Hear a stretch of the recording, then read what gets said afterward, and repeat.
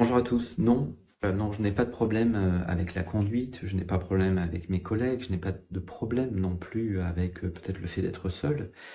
Et on pourrait multiplier les exemples. J'ai un problème avec l'anxiété. Voilà la réalité pour beaucoup d'entre nous. Alors il va y avoir, pour mal le dire, une forme de déplacement et on va dire effectivement, j'arrive plus à conduire ou par moments c'est difficile pour moi d'être seul. Je suis pas bien.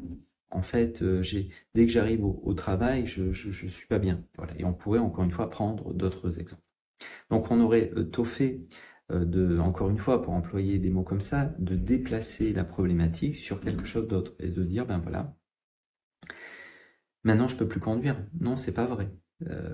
Alors, bien sûr, il y a ce qu'on pourrait appeler la phobie autour de la conduite. Et donc, si vous avez une phobie ou vraiment une peur enracinée, vous ne pouvez pas conduire, voire vous n'avez peut-être jamais conduit. Ou alors peut-être réellement vous avez toujours vécu une grande difficulté émotionnelle. Et donc là encore, vous pourriez vous demander si cette difficulté émotionnelle, elle a réellement toujours été là. Est-ce qu'elle était là quand vous aviez 3 ans? Donc qu'est-ce qui a créé cette anxiété sociale? Donc on pourrait dire que non, j'ai pas de problème avec la voiture ou avec le fait d'être en réunion avec mes collègues ou avec le fait d'être seul. J'ai en revanche un grave problème peut-être ou un problème tout simplement avec l'anxiété et cette anxiété qui va être reconnue comme on va dire une boule dans le ventre, une anxiété, un poids, une cogitation mentale, etc.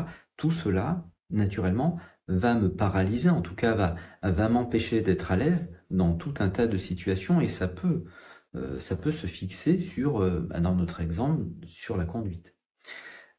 Mais réellement, si j'étais détendu, est-ce que je pourrais pas conduire? Surtout que j'ai déjà conduit autrefois. Donc c'est important des fois de se repositionner mentalement, parce que les mots sont tellement puissants, les mots peuvent tellement nous enfermer. Donc si je me répète, j'ai un problème avec la voiture, bah, je finis par avoir un problème avec la voiture. Hein, on pourrait presque parler du nocebo, hein, cette capacité que l'on a à pour mal le dire encore une fois, se programmer négativement. Donc le poids des mots et puis le poids de l'anxiété qui de toute manière va déformer nos relations sociales, va déformer tout simplement notre capacité à agir et à être bien. Cette anxiété, c'est pas ce que l'on est.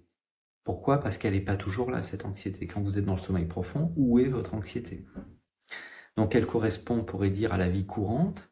Vous pouvez vous demander si vous avez toujours été anxieux, pourquoi vous êtes anxieux, est-ce que vous avez vu un parent anxieux, est-ce que on vous a expliqué que la vie était dangereuse, qu'il fallait se méfier. Il y a tout un tas de figures, encore une fois, mais c'est important de prendre du recul avec les difficultés que l'on a au quotidien. Encore une fois, c'est pas parce que quand je suis anxieux, quand j'ai la boule au ventre, j'arrive pas à conduire, que j'ai un problème avec la voiture. Sinon, je pourrais jamais conduire. On peut même se demander si c'est la voiture la problématique ou c'est ce qui m'attend à l'autre bout. Voilà, à l'autre bout de la route. Parce qu'effectivement, si la destination est très angoissante, eh bien, on pourrait se dire que c'est la voiture, encore une fois, le problème. Non, c'est juste que j'ai pas envie d'aller vers cette source d'anxiété. Donc, parfois, voilà, on appose une étiquette lourde sur notre état. On dit voilà, j'ai une phobie sociale, je ne peux pas conduire, je peux pas rester seul.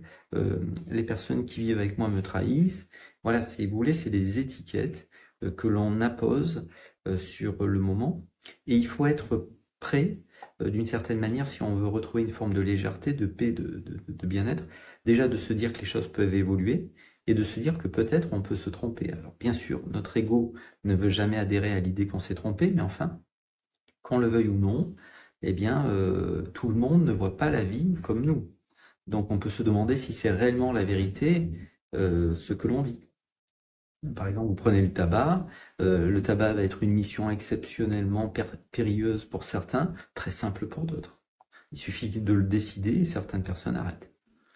Et pour d'autres, ça va être un véritable enjeu. Bien sûr, c'est là aussi où il y a l'intérêt d'un accompagnement. Voilà, parce qu'effectivement, le thérapeute peut vous aider à y voir plus clair, peut vous aider à comprendre pourquoi, par exemple, vous avez une difficulté à arrêter de fumer. Et si j'avais une difficulté à arrêter de fumer, juste parce que j'ai un problème avec l'anxiété en réalité. C'est mon problème, c'est le tabac ou c'est l'anxiété? Et comme je suis anxieux, anxieuse, j'ai besoin de gommer cette anxiété.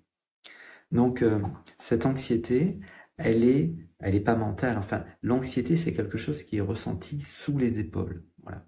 Les émotions, on peut toujours apposer un mot, une étiquette mentale, mais une émotion est quelque chose qui est ressenti sous les épaules. C'est le nœud dans le ventre, c'est la boule dans la gorge, c'est cette oppression, c'est ce poids sur les épaules. Bien sûr, certains d'entre nous, on est malheureusement des experts pour eh bien, ne pas prendre en compte ce que l'on ressent. Espérons que ça va disparaître. Non, une émotion doit être prise en compte, tout simplement, et c'est réellement possible. Alors, vous pouvez, effectivement, une hypnose peut vous aider on va dire, à vider cette anxiété courante, mais qui est renforcée par le fait qu'on ne s'écoute pas, on ne se prend pas en compte. Voilà. Donc, on peut apprendre aussi à vivre nos émotions. Parfois, c'est très rapide.